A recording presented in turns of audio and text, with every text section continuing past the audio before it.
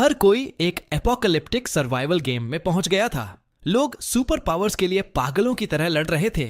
मैं अकेला ऐसा था जिसने अनलिमिटेड मनी चुना। सब लोग मुझ पर हंसे और मुझे बेवकूफ कहा। उन्होंने कहा कि एपोकलिप्स में कैश की कोई कीमत नहीं होगी, लेकिन उन्हें कुछ पता ही नहीं था। ज़ॉम्बीज नहीं थे, सुपर पावर्स वाले जिंदा इंसान कहीं ज्यादा खतरनाक सिस्टम की घोषणा गूंज उठी। हम 300 खिलाड़ियों को सीधे गेम में उतार दिया गया है। सिस्टम ने बताया कि हम सभी असल दुनिया में मर चुके थे। जिंदगी का दूसरा मौका पाने के लिए हमें इस अपोकैलिप्टिक गेम के अंत तक जिंदा रहना होगा। फिर अगला चरण आया, स्टार्टिंग आइटम्स चुनने का समय। मैंने शेल्फ पर मौजूद चीजों पर सरसरी नजर डाली। ज्यादातर अलग अलग सुपर पावर्स थीं।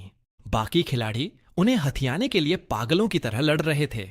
मैं सीधे लिस्ट के आखिरी पन्ने पर गया। सबसे नीचे मुझे एक सिक्का दिखा जिस पर लिखा था एंडलेस वेल्थ। मैंने 2 बार नहीं सोचा, मैंने उसे तुरंत उठा लिया। मेरे क्लास मॉनिटर वांग टैंग, जो मेरे साथ ही अंदर आया था, ने माइंड कंट्रोल चुना था। मुझे वह सिक्का लेते देख वह मेरा मजाक उड़ाने से खुद को रोक नहीं पाया। मार्क, तुम्हें सच में पैसों की इतनी डेस्परेशन है? दुनिया खत्म होने वाली है। कैश तुम्हारा क्या भला करेगा? इससे पहले कि मैं कुछ जवाब देता, वह क्लास की सबसे खूबसूरत लड़की लियू रुयान की तरफ मुड़ गया। उसने एक ऐसी चीज चुनी थी जिसका नाम था द पावर ऑफ लव। मैं हर इंसान को अपने प्यार में पागल कर सकती हूँ, यहां तक कि ज़ॉम्बीज भी मुझ पर मोहित हो जाएंगे। सच्चे प्यार की सुरक्षा के साथ मैं तो पक्का जिंदा बचूंगी, उसने कहा।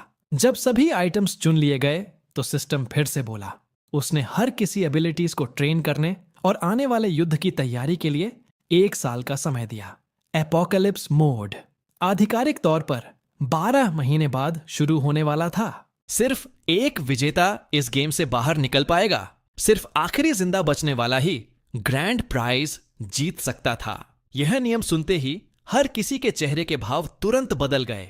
जिन लोगों ने टीम बनाने का प्लान किया था, वे अब एक दूसरे को शक की नजरों से देखने लगे। इस सर्वाइवल गेम में कोई दोस्त नहीं था, हर कोई दुश्मन था। मैंने 1 सेकंड भी बर्बाद नहीं किया। मैं वहां से निकल गया और तुरंत अपना अपोकैलिप्टिक सर्वाइवल प्लान शुरू कर दिया। वर्ल्ड मैप देखा। पैसिफिक ओशन में एक अलग थलग पड़े आइलैंड पर अपनी नजरें टिका दी। यह किसी फॉल्ट लाइन पर नहीं था, प्रमुख तूफानी क्षेत्रों से बाहर था। यहां एक प्राकृतिक समतल जगह थी, एयर स्ट्रिप बनाने के लिए एकदम सही थी, और यह ऐसे पहाड़ों से घिरा हुआ था जो प्राकृतिक ढाल का काम कर सकते थे। $1 बिलियन फेंके और उस आइलैंड को सीधे खरीद लिया। मैंने कैजुअली उसका फ्यूचर आइलैंड रखा और दावा किया कि मैं इसे टूरिज्म के लिए डेवलप कर रहा हूं। मैंने एक ही बार में 10 विशाल क्रूज शिप्स खरीदे, उन एनपीसीज के साथ कंस्ट्रक्शन कॉन्ट्रैक्ट साइन किए और सारा भारी मशीनरी और बिल्डिंग मटेरियल आइलैंड पर भेज दिया। मैंने एनपीसी एग्जीक्यूटिव्स से सख्त NDAs non disclosure agreement sign करवाए, यहां तक कि उन्हें भी नहीं पता कि फ्यूचर आइलैंड असल में कहां है। क्रूज शिप्स के फ्यूचर आइलैंड पहुंचने के बाद वर्कर्स ने एक कच्ची हवाई पट्टी बनाना शुरू कर दिया। फिर मैंने हर जगह से कंस्ट्रक्शन वर्कर्स को लाने के लिए 100 चार्टर्ड प्लेन्स बुक किए। उन वर्कर्स ने फ्यूचर आइलैंड को दुनिया की नजरों से छिपाए रखने के लिए दिन रात खून पसीना एक किया। मैंने पहले सिग्नल जैमर्स खरीद ली थे और सभी वर्कर्स के फोन जब्त कर लिए थे। मैंने आइलैंड पर 10 अल्ट्रा रीइंफोर्स्ड फोर्ट्रेसेस बनवाए। सारा मटेरियल टॉप ग्रेड और सबसे ऊंचे स्टैंडर्ड का था। इन्हें 12 रिक्टर स्केल के भूकंप को सहने के लिए बनाया गया था। हर किले का कमुफ्लाज्ड था। सैटेलाइट्स ऊपर से कुछ भी नहीं पकड़ सकती थीं। लेकिन यह सब तो बस ध्यान स्मोक स्क्रीन था। असली डूम्सडे बंकर तो जमीन के नीचे था। यह underground nuclear strikes biochemical attacks को झेल सकता है। यहां तक कि वो सुरंग खोदने वाले ज़ॉम्बीज भी 5 मीटर मोटी सॉलिड स्टील को नहीं तोड़ पाएंगे। सतह वाले किलों से अंडरग्राउंड जाने के सीक्रेट पैसेजेस हैं, लेकिन ये रास्ते बहुत ही संकरे बनाए गए थे। एक बार में सिर्फ एक ही इंसान उनमें से गुजर सकता है। अंदर मेज जैसा है। अगर आप किस्मत वाले हुए और सही रास्ता ढूंढ भी लिया, तो भी मेन दरवाजे तक पहुंचने का मतलब यह नहीं कि आप रास्ते में ट्रैप से बच जाएंगे। अगर एक रास्ता बम से उड़ा दिया जाता है, तो मैं वापस सतह पर जाने के लिए दूसरे रास्तों का इस्तेमाल कर सकता हूं। एनर्जी ही सब कुछ है। बिजली की सप्लाई की समस्या सुलझाने के लिए मैंने आइलैंड विंड टर्बाइंस लगाए, टाइडल और न्यूक्लियर पावर जनरेटर्स भी। पानी का इंतजाम करना भी आसान था। रेन वाटर कलेक्टर्स और सी वाटर डिसैलिनेशन सिस्टम्स लगाए।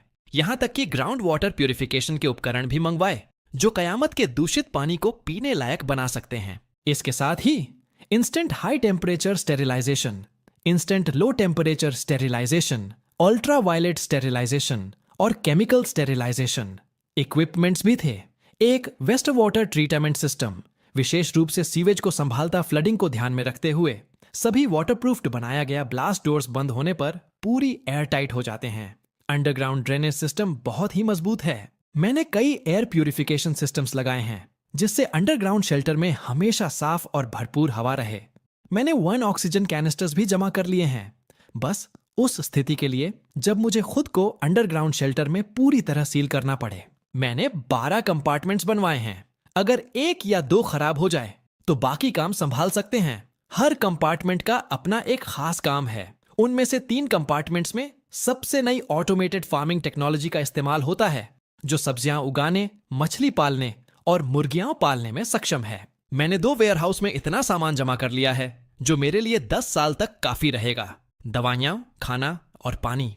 जब भी एनपीसीज को मेरे कंस्ट्रक्शन पर शक होता, मैं बस उनका मुंह बंद रखने के लिए टिप्स के तौर पर पैसे फेंक देता। ईगल लैंड गया और भारी हथियार खरीदे जिनमें mobile combat robots reconnaissance drones शामिल थे। और चूंकि मैं इतनी भारी रकम चुका रहा था तो ब्लैक मार्केट के जरिए न्यूक्लियर वॉरहेड्स भी हासिल कर बे में मैंने न्यूक्लियर सबमरीन जेट छिपा रखा था। अंडरग्राउंड बंकर से सीधे सबमरीन डॉक तक जाने के टनल एबिलिटी वाले खिलाड़ियों को आइलैंड तक पहुंचने से रोकने के लिए मैंने असली आइलैंड की जगह आर्टिफिशियल रीफ्स लगवा दी। वहां से आने वाला कोई भी बड़ा जहाज चट्टानों से टकराकर शोर के करीब कोस्ट लाइन के चारों इलेक्ट्रिक फेंसिंग लगा दी और आसपास के पानी में मैंने एक्सप्लोसिव्स बिछा दिए। रेडार सिस्टम्स भी लगा दिए ताकि आइलैंड के करीब आने वाली किसी भी चीज का पता लगाया जा सके और उसे समय रहते तबाह किया जा सके। मैंने आसमान में एक इलेक्ट्रिक ग्रिड खड़ा कर इन्फेक्टेड पक्षी आइलैंड पर न उतर सकें। सिर्फ 1 साल में आइलैंड का डिफेंस सिस्टम पूरी तरह से काम करने लगा था। बेशक अपने दुश्मनों को भटकाने के लिए मैंने दुनिया भर टूरिज्म साइट्स बनाने का एक बड़ा नाटक भी किया ताकि उन खिलाड़ियों को भनक न लगे। वे रिसोर्ट्स असल में बैकअप लोकेशंस थे। मैं बिना फ्यूल भरवाए वहां उड़कर जा सकता था। आखिरी बैच के एनपीसीज को वापस भेजने के बाद आइलैंड पर सिर्फ मैं ही बचा था। मैंने एक स्पेस एक्सप्लोरेशन कंपनी को खरीद लिया और 6000 सैटेलाइट्स का कंट्रोल अपने हाथ में ले लिया ताकि इंटरनेट कनेक्शन चलता रहे। उस 1 साल के दौरान मैंने दुनिया एयरलाइंस शिपिंग कंपनीज को खरीद लिया था। फिर आखिरी हफ्ते में मैंने सभी प्लेन्स और शिप्स को तबाह करने का आदेश दे दिया। पूरी दुनिया जानती थी कि सबसे अमीर आदमी ने लंबी दूरी के ट्रांसपोर्टेशन को तबाह कर दिया है। सभी एनपीसीज को लगा कि वह पागल हो गया है। सिर्फ खिलाड़ियों को समझ में आया ग्लोबल टाइकून उनका ही कंपटीशन था। खिलाड़ियों, चैट इंटरफेस नोटिफिकेशन पॉपअप हुआ। वांग तांग ने मुझसे पूछा, मार्क, वह ग्लोबल टाइकून तुम ही हो, है ना? वही इकलौता था जिसने इन्फिनिट वेल्थ चुनते देखा था, लेकिन मैंने उसे पूरी तरह नजरअंदाज कर दिया। 1 हफ्ते बाद एपोकलिप्स आ गई। जिन खिलाड़ियों एबिलिटीज मैक्स आउट कर लिया था वे एक्शन के लिए तैयार थे। पब्लिक स्क्रीन पर 300 खिलाड़ियों के नाम और आईडीज दिखाई दिए। मैं नंबर 99 था, वांग तांग नंबर 61 था, लिu रुयान नंबर 101 थी। अटेंशन, अपोकैलिप्सिस शुरू हो चुका है। ये गेम तब तक चलता रहेगा जब तक कि सिर्फ एक खिलाड़ी न बच जाए। किसी को भी उम्मीद नहीं थी कि अपोकैलिप्सिस दुनिया भर में होने वर्ल्ड वाइड डाउनपोर के साथ शुरू होगा। कई दिनों की लगातार बारिश फ्लडिंग ला दी। फ्यूचर आइलैंड पर भी असर पड़ा, लेकिन आइलैंड इतना छोटा था कि 2 दिन बाद बादल आगे बढ़ गए। मुझे अपने अंडरग्राउंड बंकर में छिपने तक का समय नहीं मिला। एबिलिटी यूजर्स पूरी तरह से हैरान रह गए थे। वे इस दुनिया ब्रोक आए थे। पूरा साल वे पैसे कमाने के लिए संघर्ष करते हुए अपनी शक्तियों को ट्रेन कर रहे थे।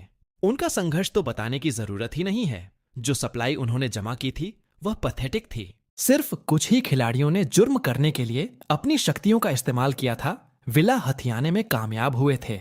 उन्होंने बेसमेंट में एक शेल्टर बनाया था। बाढ़ ने सबसे पहले बेसमेंट पर ही हमला किया। उनकी सारी सप्लाई बर्बाद हो गई। पूरा का पूरा विला बाढ़ में निगल लिया गया। कुछ खिलाड़ियों अंडरग्राउंड गराजेस में शेल्टर बनाए थे, वे भी पूरी तरह डूब गए। ऊंचे फ्लोर वाले शेल्टर अब भी के लिए सुरक्षित थे, लेकिन बारिश रुकने का नाम नहीं ले रही थी। अंडरग्राउंड खिलाड़ियों की पहले से ही कम सप्लाई धीरे धीरे खत्म होने लगी। हर कोई घबराने लगा। इस बीच स्नैक्स चबा रहा था और लाइव स्ट्रीम देख स्ट्रीमर पर्दों के पीछे छिपा हुआ था और चुपके से सड़क के पार वाली बिल्डिंग की रिकॉर्डिंग कर रहा था।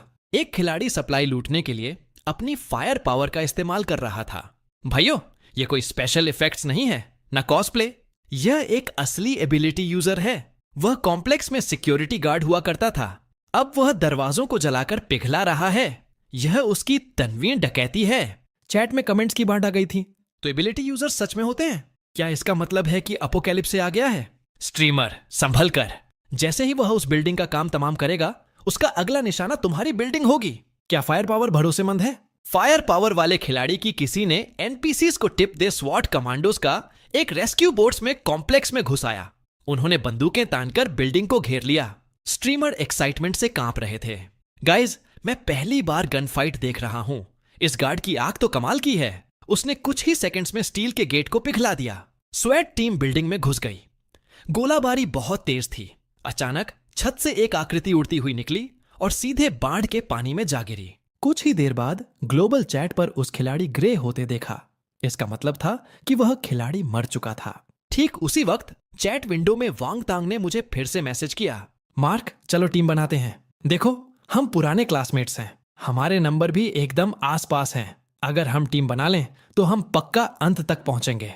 वह बेशर्मी से मुझे वीडियो रिक्वेस्ट्स भेजता रहा, लेकिन इग्नोर करता रहा। अगर मैंने उसके साथ टीम बना ली और हम ही आखिरी दो बचे, तो वह मुझे मारने और अकेले जीतने के लिए माइंड कंट्रोल का इस्तेमाल करेगा। क्या वह मेरी बुद्धिमानी को कम आंक रहा था या खुद को ज्यादा होशियार समझ रहा था? पानी और बिजली कट चुकी थी। खाना खत्म हो रहा था। 3 महीने की बाढ़ ने एनपीसीज की सारी उम्मीदें कुचल दी थीं। आखिरकार कुछ लोग यह सब बर्दाश्त नहीं कर पाए। डेस्परेट रिस्क्स उठाने लगे। हर जगह लूटपाट और आगजनी करने लगे। जिंदा बचने का रास्ता ढूंढने के लिए खिलाड़ी भी भीड़ में मिल गए थे, लेकिन एबिलिटीज को छिपाकर नहीं रखा जा सकता था। हायर अप्स का ध्यान खींच लिया। उन्होंने एबिलिटी यूजर्स को पकड़ने का सीधा आदेश जारी कर दिया। जो भी पकड़ा जाता, रिसर्च फैसिलिटीज में भेज दिया जाता। 1 महीने के अंदर 30 खिलाड़ियों के नाम पब्लिक स्क्रीन पर आ गए। अचानक खिलाड़ी डरे हुए पक्षियों की तरह हो गए थे। हर कोई खौफ में था। इस बीच मैं एक बिल्कुल ही अलग दुनिया में जी रहा था। अपनी सब्जियों को चेक कर रहा था, अपनी हवेली में गेम खेल रहा था, पूल में तैर रहा था। फ्यूचर आइलैंड तो पैराडाइज था।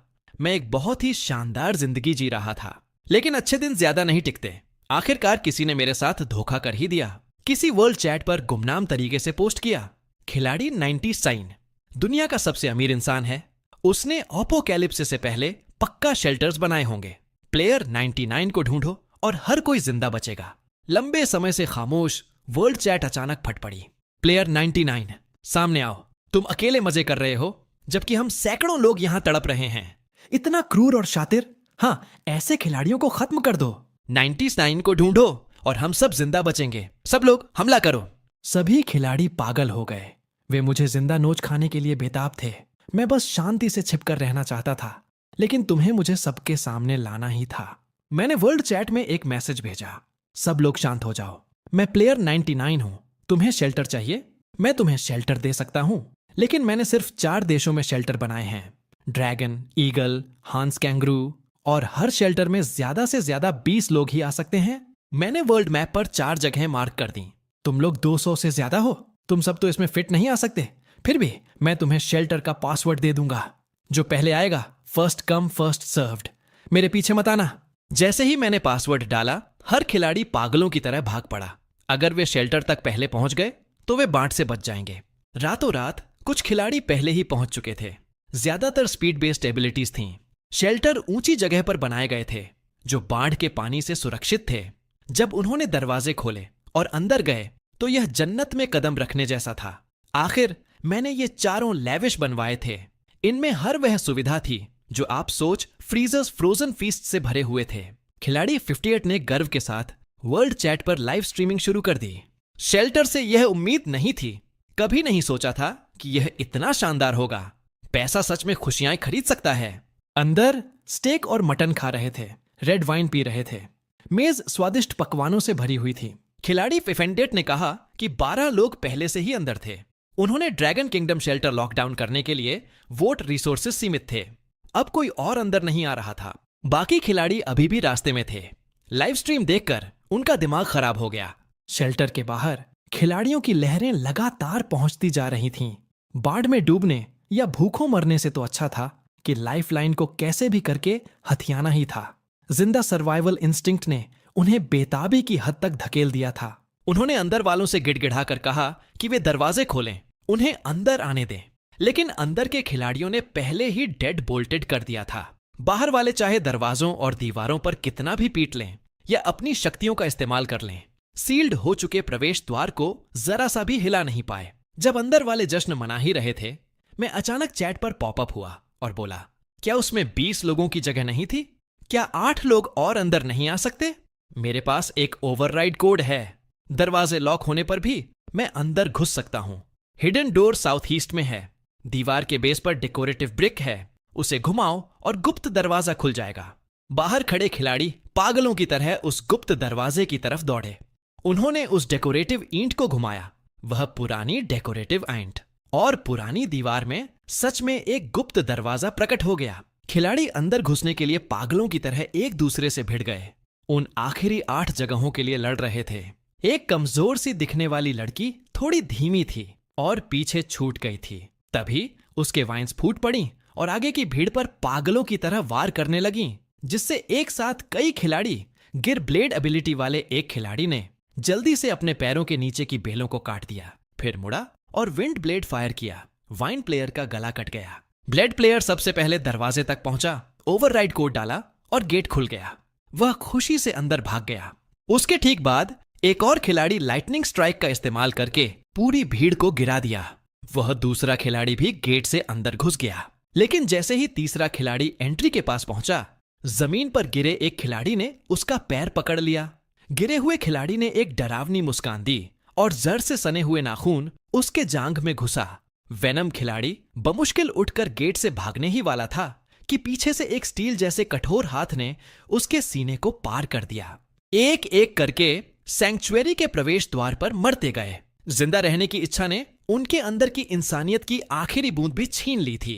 तो सिस्टम ने जो एबिलिटीज दी थीं, वे ज़ॉम्बीज से लड़ने के लिए नहीं थीं। वे इसलिए थीं ताकि वे एक दूसरे को मार सकें। सैंक्चुअरी के अंदर वाले खिलाड़ी अब शांत नहीं बैठ सकते थे। उन सभी के रैपिड मूवमेंट की क्षमताएं थीं, लेकिन साफ तौर पर उनके पास असली फाइटिंग पावर नहीं थी। अगर वे गेट सील करके बाहर के कॉम्बैट स्टैट्स वाले खिलाड़ियों को अंदर आने देते हैं, तो क्या वे सिटिंग डक्स नहीं बन जाएंगे? ब्लेड और लाइटनिंग वाले खिलाड़ी जो अभी अभी अंदर घुसे थे, वे यह बात समझ गए। उन्होंने जल्दी से टीम बनाई और बाहर के खिलाड़ियों पर हमला करना शुरू कर दिया। ठीक उसी वक्त पब्लिक स्क्रीन पर संख्या तेजी से बढ़ने लगी। खिलाड़ियों की मौत का आंकड़ा लगातार बढ़ता जा रहा था। ह्यूमन नेचर हर जगह एक जैसी ही होती है। बाकी तीनों सैंक्चुरीज में भी इसी तरह की खूनी डेथ मैचेस छिड़ गई थीं। सर्वेलेंस फीड्स में मैं वांग तांग को कहीं नहीं देख पाया। वैसे भी वह कभी किसी सैंक्चुअरी में जाता ही क्यों? किस्मत से वांग तांग ने उसी वक्त मुझे मैसेज किया, मार्क, हमें देखो, एलाइड नहीं किया, फिर भी हम कितनी अच्छी तरह मिलकर काम कर रहे हैं। हम एलाइज बनने के लिए ही पैदा हुए हैं। क्या तुम्हें मेरी पहचान उजागर करने में जरा भी शर्म नहीं आई? मुझे खतरे में डालना, यह सब तुम्हारा किया धरा था। मैंने जवाब दिया। इतने नाराज मत हो, उसने कहा। अगर मैंने वह प्लान नहीं बनाया होता तो हम उन खिलाड़ियों को उनकी मौत के मुंह में कैसे भेज पाते? तुम्हें मेरे कंपटीशन को साफ करने के लिए मेरा शुक्रिया अदा करना चाहिए। जब हम बात कर रहे थे, सैंक्चुअरी पूरी तरह भर चुकी थी। गेट अपने आप सील हो गया। बाहर खून की नदियां बह रही थीं। जो लोग अंदर नहीं जा पाए थे, वे अभी भी बेकार में संघर्ष कर रहे थे। अंदर वाले खिलाड़ी जश्न मना रहे थे। उन्हें अंदाजा भी नहीं था कि उनके साथ क्या होने वाला था। मैं मुस्कुराया। यह क्या हो सकता है? मैंने मुस्कुराते हुए वांग तांग से कहा, यह अफसोस की बात है कि तुम सैंक्चुअरी में नहीं हो। यह कहते ही मैंने एक बटन दबा दिया। एक ही पल में अंदर दबाए गए एक्सप्लोसिव्स फट गए। शॉकवेव ने शेल्टर के बाहर बचे हुए खिलाड़ियों को भी चीर कर रख दिया। धमाके के बाद खिलाड़ियों की संख्या 116 कम हो गई। सिर्फ 51 खिलाड़ी बचे थे। काफी देर बाद वांग तांग ने आखिरकार मुझे एक मैसेज भेजा, मैंने तुम्हें असिस्ट के लिए शुक्रिया, वरना इतने सारे खिलाड़ियों को एक शेल्टर में इकट्ठा करना लगभग नामुमकिन था। जो खिलाड़ी बिना प्लेन या शिप के फ्यूचर आइलैंड तक पहुंच सकते थे, वे अब खत्म हो चुके थे। मैं पिछले 1 साल से यही प्लान कर रहा था कि उन्हें एक साथ कैसे खत्म किया जाए। वे शेल्टर्स ही उनकी कब्रें बन गए। शेल्टर के धमाकों की खबर इतनी जल्दी न्यूज में नहीं आ सकती थी। बाकी बचे खिलाड़ियों को कोई अंदाजा नहीं था कि क्या हुआ है। लेकिन वांग तांग को तुरंत पता चल गया, जिसका मतलब था कि वह दूर से सब कुछ देख रहा था। तभी सिस्टम ने मुझे एक मैसेज भेजा, किल्स वाला खिलाड़ी बनने पर बधाई, आपको एक एक्स्ट्रा रिवॉर्ड मिलता है। मैं मुस्कुराए बिना नहीं रह सका। देखो, इस अपोकैलिप्स में जीत सर्वाइवल ऑफ द फिटेस्ट की ही होती है। 4 महीने बाद बाढ़ का पानी धीरे धीरे कम हुआ और डूबी हुई जमीन फिर से दिखाई देने लगी। सबने राहत की सांस ली, यह सोचकर डिजास्टर अब खत्म हो चुकी है। लेकिन उन्हें अंदाजा नहीं था कि बाढ़ अपने प्लेग भी लेकर आई थी। कई मरे हुए एनपीसीज ज़ॉम्बीज में बदल गए। फर्स्ट स्टेज अपोकैलिप्टिक फ्लड को पार करने वाले 101 खिलाड़ियों को बधाई। अगला है दूसरा चरण, अपोकैलिप्टिक ज़ॉम्बीज। आखिरकार अब एबिलिटीज के चमकने का समय आ गया, सो कॉल्ड नंबर 99। तो अब मरा हुआ ही समझो। उसी पल लियू रुयान ने मुझे एक प्राइवेट मैसेज भेजा, मार्क, तुम्हारे एबिलिटी नहीं है, तुम ज़ॉम्बी अपोकैलिप्स में जिंदा नहीं बच पाओगे। अगर तुम मुझे थोड़ी सप्लाई दे दो और अपनी लोकेशन बता दो तो मैं आकर तुम्हारी रक्षा कर सकती हूं। मैंने धीरे से एक क्वेश्चन मार्क टाइप किया। मेरी शक्ति को कम मत आंकना, मैं पूरी तरह से इसी वजह से बाढ़ से बच पाया हूं।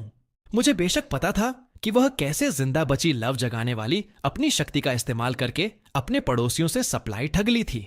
रेस्क्यू टीम आई तो सबसे पहले उसी को बचाया गया था। यह सब सोचकर मैंने जवाब दिया, सॉरी, मुझे कोई दिलचस्पी नहीं है। वैसे भी लियू रुयान का यह जानना कि मैं ही सबसे अमीर आदमी हूं कोइंसिडेंस नहीं था। कॉन्टिनेंट ज़ॉम्बी वायरस फैल गया। चूंकि मैंने प्लेन्स और शिप्स पहले ही तबाह कर दिए थे, जिससे प्रशांत महासागर, पैसिफिक आइलैंड नेशंस, अंटार्कटिका तक जाने ट्रांसमिशन रूट्स कट गए थे। बेसिक ज़ॉम्बीज से निपटना मुश्किल नहीं था, लेकिन वायरस बहुत ही तेज रफ्तार से फैल रहा था। बार बार फैलने के बाद म्यूटेशंस दिखने लगे। बिल्कुल वैसा ही प्रेडिक्ट किया स्मार्ट ज़ॉम्बीज और सुपर पावर्स वाले ज़ॉम्बीज चुपचाप सामने आने लगे। जब तक कोई ज़ॉम्बी किसी एबिलिटी यूजर का मांस खाता था, उसे उनकी शक्तियां मिल सकती थीं। खिलाड़ियों को समझ आ गया अलायंसेस के वे मर जाएंगे, इसलिए उन्होंने एक साथ मिलकर ज़ॉम्बीज के हमलों को रोकने बेसेस बनाना शुरू कर दिया। लेकिन ये बेस सिर्फ ज़ॉम्बीज से ही नहीं लड़ते थे, वे एक दूसरे से भी लड़ते थे, सप्लाई और जिंदगियों के लिए भिड़ते रहते थे। ज़ॉम्बी वायरस को देखते हुए मुझे फ्यूचर इन्फेक्टेड मछलियों को पहुंचने से रोकने के लिए समुद्र में स्टील नेट्स लगाने पड़े। आसमान में इलेक्ट्रिक ग्रिड्स लगा दिए गए थे, जिससे पक्षियों को उतरने से रोका जा सके। सूरज की रोशनी कुछ मध्यम सी लग रही थी। बारिश के दिनों में मैं अपने अंडरग्राउंड बंकर में छिप जाता था। जब मशीनों से टेस्टिंग के कंफर्म हो जाता कि बारिश का पानी साफ है, तभी मैं बाहर निकलने का जोखिम उठाता था।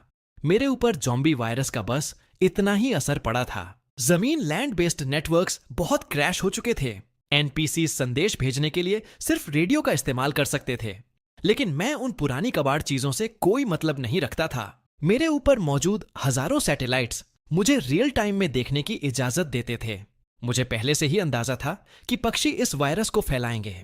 जब वायरस कमजोर द्वीपीय देशों में पहुंचा तो पूरा का पूरा द्वीप एक ही झटके लिविंग हेल बन गया। खिलाड़ियों की संख्या एक एक करके गिरती रही। इस बार यह संख्या 30 तक पहुंच गई। लेकिन ठीक उसी वक्त एक mutated bird zombie future island के पानी के ऊपर से उड़ा। जैसे ही वह इलेक्ट्रिक ग्रिड से टकराया, हाई वोल्टेज से तुरंत जलकर राख हो गया, लेकिन फेदर ग्रिड के बीच की खाली जगह से नीचे गिर गया। जमीन पर गिरने से पहले ही रोबोटिक डॉग ने उस पर फायर जेट से हमला किया और उसे राख कर दिया। वह पक्षी पक्का प्रशांत महासागर के दूसरे द्वीपों से उड़कर आया होगा। उस दिन के बाद से पक्षियों के बड़े बड़े झुंड हर दिन फ्यूचर आइलैंड के ऊपर से गुजरने लगे। इलेक्ट्रिक ग्रिड पक्षियों की लाशों से भर गया था। रोबोट्स पूरे आइलैंड पर पेट्रोलिंग करने, पक्षियों की लाशों को जलाने और ग्रिड को साफ करने स्वैम्प्ड रहते थे। अगर फ्यूचर आइलैंड की हालत इतनी खराब थी तो आप सोच ही सकते हैं कि बाकी जगहें कैसी होंगी। मैंने समुद्र के किनारे डेली बीच वॉक्स छोड़ दी और हमेशा के लिए अंडरग्राउंड बंकर में शिफ्ट हो गया। न्यू ईयर्स है, लेकिन दुनिया में किसी का भी जश्न मनाने का मन नहीं है सिवाय मेरे। मैं अपना न्यू ईयर्स डिनर खा रहा था और अपोकैलिप्सिस से पहले का आखिरी स्प्रिंग फेस्टिवल गाला देख रहा था। मैंने अपने पुराने परिवार के बारे में सोचा, लेकिन अब मैं ही अकेला बचा था। अंदर से खालीपन महसूस न करना मुश्किल था। मुझे वापस जाना ही था। मुझे आखिरी लास्ट वन स्टैंडिंग बनना ही था। मैंने अपने न्यू ईयर डिनर की एक फोटो क्लिक की और वांग तांग को भेज दी। 1 मिनट बाद वांग तांग ने मेरी फोटो वर्ल्ड चैट पर पोस्ट कर दी।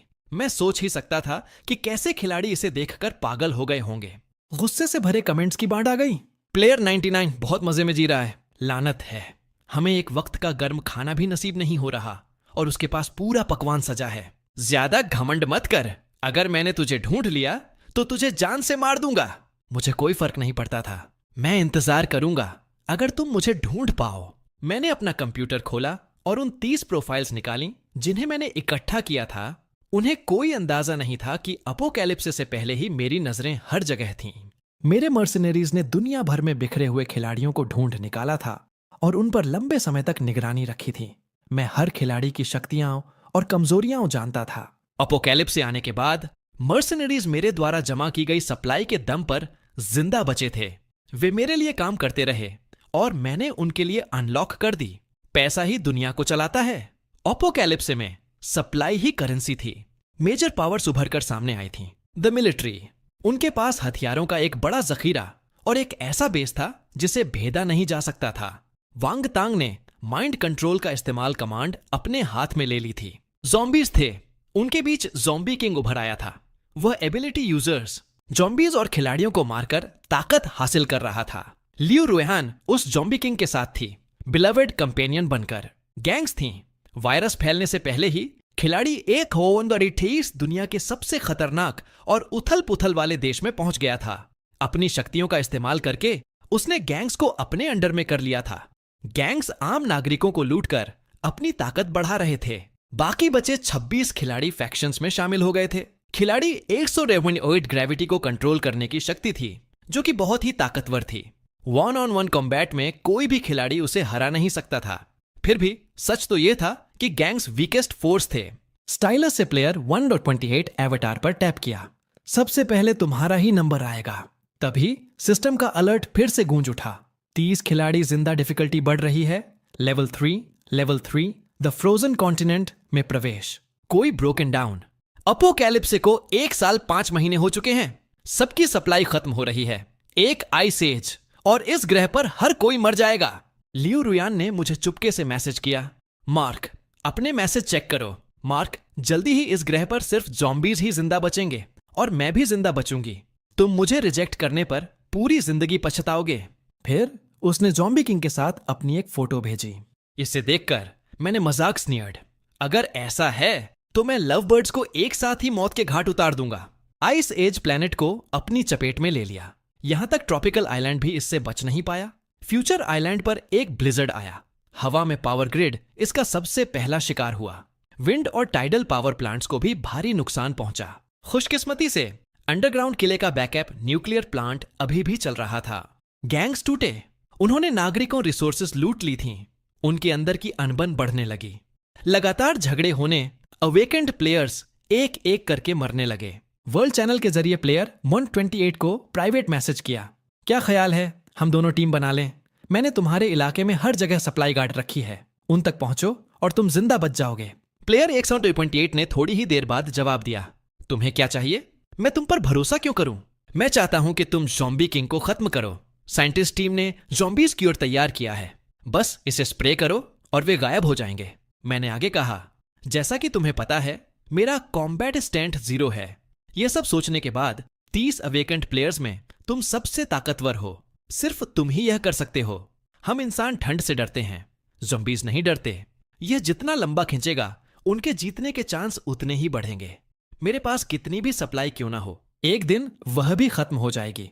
तब ज़ॉम्बी किंग के साथ वाली प्लेयर 1001 फाइनल विनर बन जाएगी।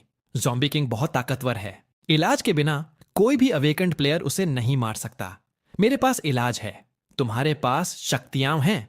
चलो टीम बनाते हैं और ज़ॉम्बीज को खत्म करते हैं। 128 का भरोसा जीतने के लिए मैंने कुछ सप्लाई के साथ ज़ॉम्बी क्योर की खेप डिलीवर करने के लिए अपने मर्सेनरीज भेजे। गैंग्स ने उस क्योर को एक ज़ॉम्बी पर इस्तेमाल किया। ज़ॉम्बी दर्द से चीखते हुए खून के एक तालाब में पिघल गया। उनका प्यूरिफाई हो गया। 148 लालच टेम्प्टेड। अगर सिर्फ वह और मैं इस दुनिया में बचे तो मुझे मारना उसके लिए बहुत आसान होगा। उसके लिए मैं सबसे कमजोर प्लेयर था। मेरे साथ गठबंधन करना बिना किसी शक के उसका सबसे अच्छा विकल्प था। एक रात क्योर से ड्रोन्स हॉर्ड की तरफ उड़े। ज़ॉम्बी किंग लियू रुयान को अपनी बाहों में लेकर सो रहा था। उसकी तेज कीन हियरिंग ने तुरंत कुछ गड़बड़ भांप ली। वह तुरंत बिस्तर से उठा, लेकिन लियू रुयान को टकिन नहीं भूला। भारी मात्रा में क्योर आसमान से बर्फ के साथ मिलकर बरसने लगा। बर्फ के साथ मिलकर यह हर जगह फैल गया। जो ज़ॉम्बीज इस क्यूर की चपेट में आए वे दर्द से चीखने लगे। एक एक करके वे खून में पिघल गए।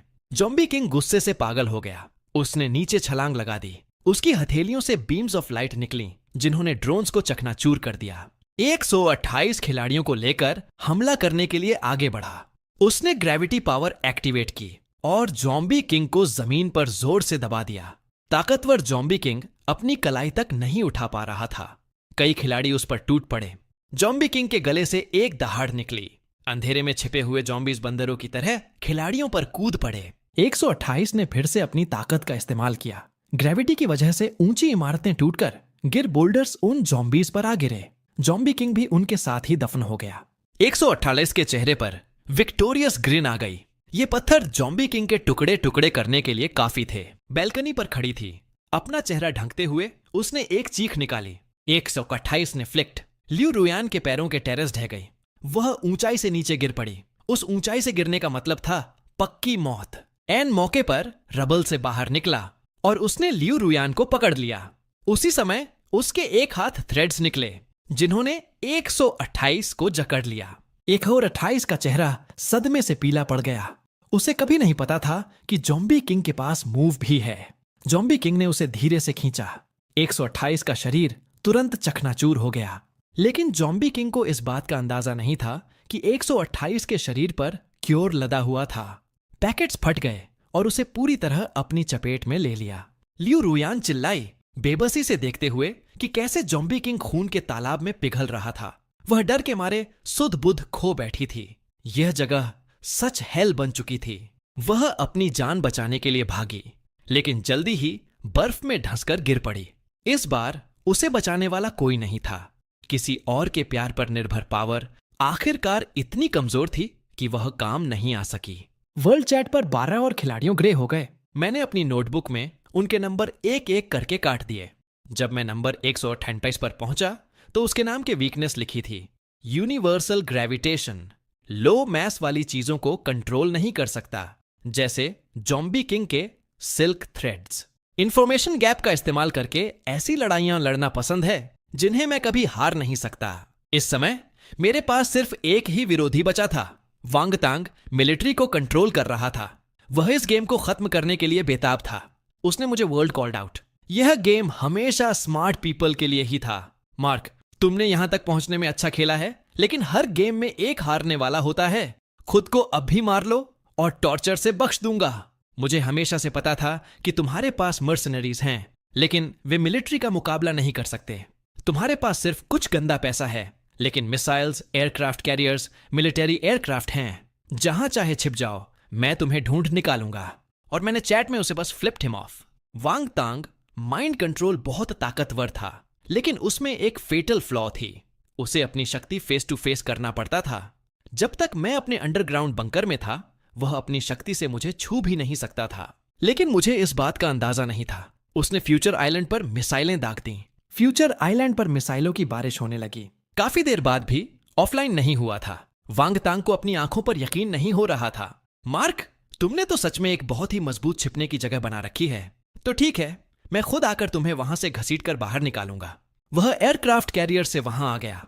एक एयरक्राफ्ट कैरियर के लिए रीफ्स बिछाई थीं। वे कोई मायने नहीं रखती थीं।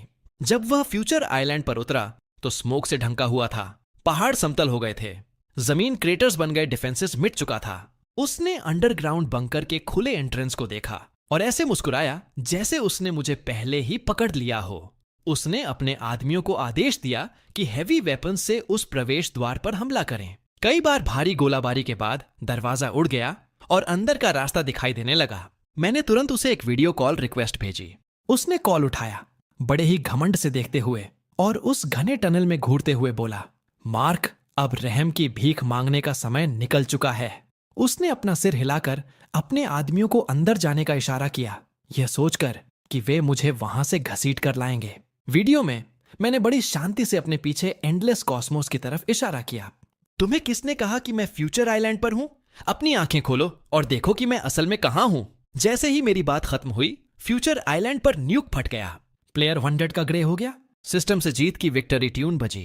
प्लेयर 99 को बधाई, सोल विनर हैं। आपने यह गेम पार cleared the game. Wang Tang के लिए एबिलिटी वाला खिलाड़ी काम करता था जो फोटो एग्जैक्ट कोऑर्डिनेट्स निकाल सकता था। यह एक बिल्कुल बेकार शक्ति थी, लेकिन वांग तांग को अच्छी तरह पता था कि इसका इस्तेमाल कैसे करना है। उसने मुझे कई वीडियो रिक्वेस्ट भेजी थी ताकि वह स्क्रीनशॉट लेकर मेरी लोकेशन ट्रैक कर सके, लेकिन मैंने कभी फोन नहीं उठाया।